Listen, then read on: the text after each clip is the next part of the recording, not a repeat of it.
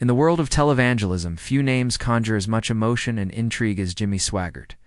He was a man who captivated millions, a preacher whose passion for God burned brightly, yet whose life was fraught with scandal and redemption. As we reflect on his final words and the legacy he leaves behind, we begin to see the complex tapestry of a life lived in the spotlight. Born on March 15, 1935, in Ferriday, Louisiana, Jimmy was raised in a modest home where faith was deeply woven into daily life. The loss of his baby brother left a heavy mark on his family, influencing Jimmy's understanding of hardship and loss. It was this background that ignited his calling to become a preacher. With a fire in his heart, he traveled the South, holding revival meetings and sharing the message of salvation. People were drawn to his heartfelt delivery, his profound hope in God, and his ability to connect deeply with his audience. By the mid-1980s, Jimmy Swaggart had risen to incredible heights. His ministry, the Jimmy Swaggart Worldwide Ministries, reached over 140 countries.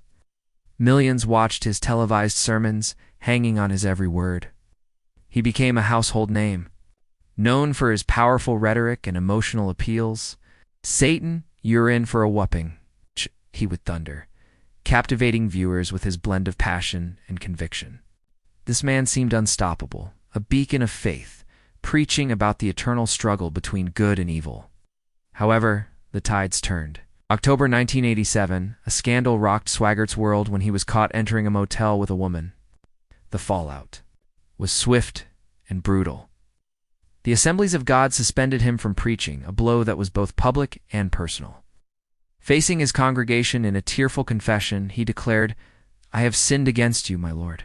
Many in the audience wept, believing in his sincerity. Yet this moment of vulnerability was just the beginning. In 1991, Jimmy faced another scandal. He was stopped by police for erratic driving, discovered with a prostitute in the car. This time, his response was different.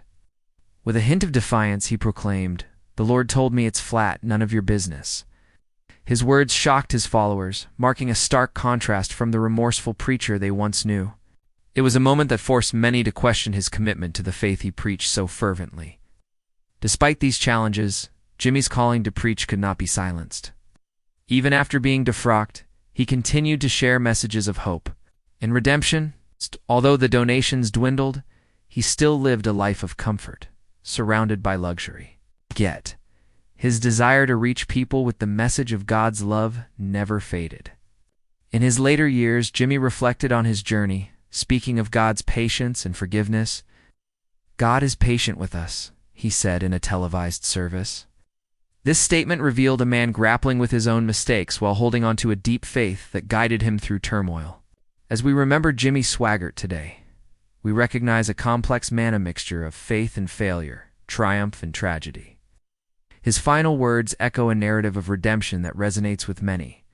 Though he faced scandals, his commitment to preaching, until the end, left an impact on the world. Jimmy Swaggart's story is not just about one man's journey. It's about the endless struggle for grace, understanding, and connection to something greater than oneself. Thank you for joining us to remember a life filled with passion, challenges, and a relentless pursuit of faith.